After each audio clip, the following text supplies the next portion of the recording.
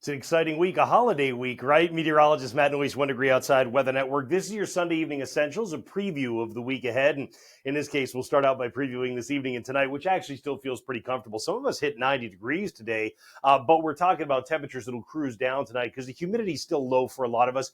Not for everybody. Actually, it's interesting. The dew point temperature is back up to 70 degrees at New London, Connecticut. Martha's Vineyard, the Cape is getting back up near 70, starting to feel that stickiness all over again, right? The wind is so light, a lot of that's not going to spread north tonight. So you might get some fog in the deep interior just because you cool down. You might get some fog at the south coast because the humidity is on the rise. Most of us will wait to feel that until during the course of the day tomorrow. Hundreds of you on board as members now. Thank you so much. Membership.onedegreeoutside.com. All different levels. Which one's for you? It depends on what you're looking for. Fuel the forecast. A lot of folks are loving the 14-day dew point forecast, which, by the way, peaks as we get into this Tuesday, drops toward the end of the week on the holiday, and climbs again by the end of next weekend into early next week. And then 1 degree outside enthusiasts get golf forecast maps and discussions. Danielle just did today's. We've got the beach and boating maps and discussions that we do all through the week as well. But here's a good example. Wednesday, I love the look of Wednesday, right? Golf map shows you gold for good weather, and that is the case for a lot of New England.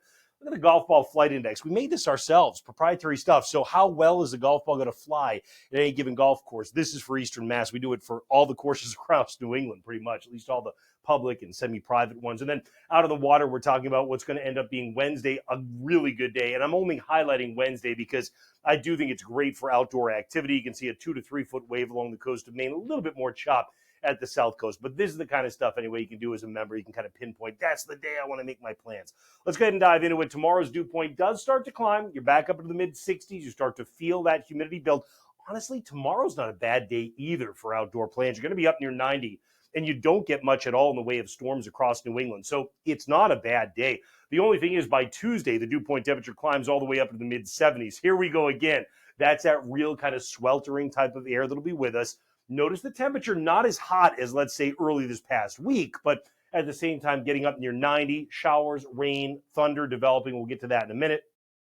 And because of the humidity, central and southern New England feels like we're well into the 90s with the heat index on Tuesday. Not the case in the north because you get more of these kind of larger pockets of rain that may develop. So again, I mentioned tomorrow, still a pretty good day. Humidity gradually on the rise for us. Tuesday, a morning shower with a warm front that comes in.